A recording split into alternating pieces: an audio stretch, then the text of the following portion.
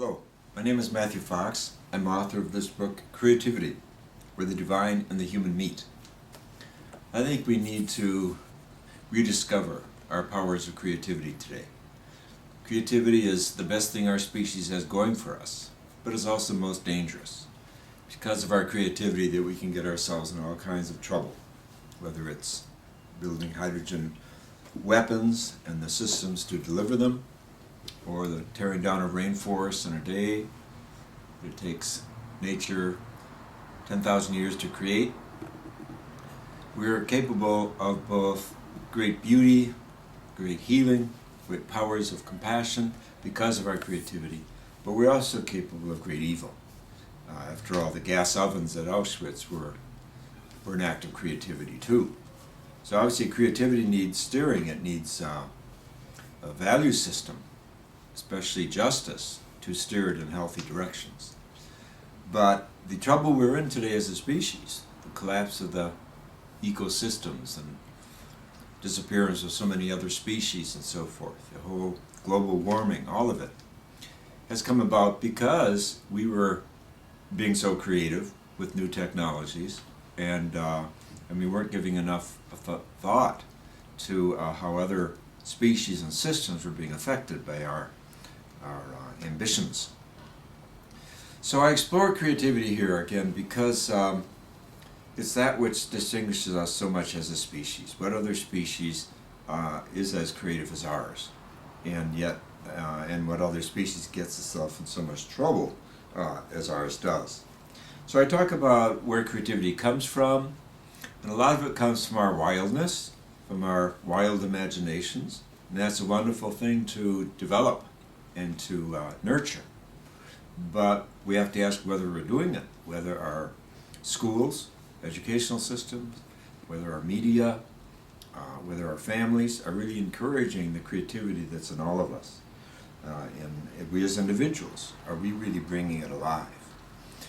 David Paladin is a Navajo painter who I quote in this book, and he says that he's tired of hearing people say that they're not creative and they're not artists. He says if you can talk, you're an artist, because you're putting your ideas into language and your feelings and your passions, and that's an art form. So the whole idea, this is a very pre-modern idea you find among indigenous people everywhere, that is that creativity and the search for beauty and the capacity for beauty and imagination is everywhere. It's in all of us, it's in all of our tribes, in all of our families, and we need to bring that creativity alive today like never before. So I think that honoring our creativity and bringing it to the fore is at the heart of our healing ourselves as a species today. That the trouble we're in can be resolved by creativity. After all, the whole issue of clean energy and cars that can run on 100 miles a gallon. I heard recently about a car being built in India that runs on air.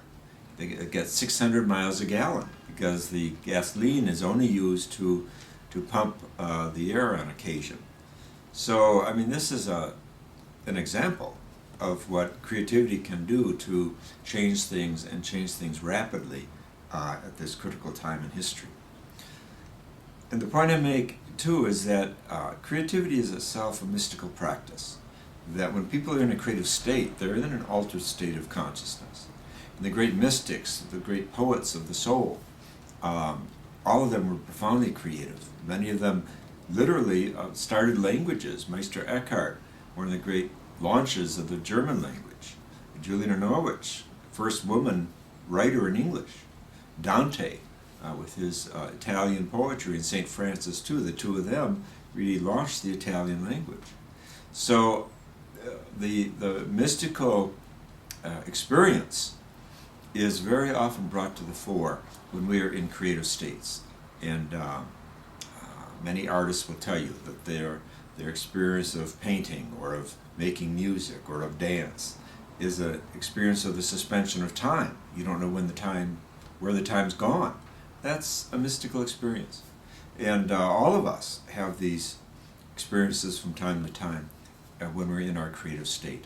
So great things happen when we're in a creative state. From a theological point of view, you can say the Holy Spirit takes over the imagination.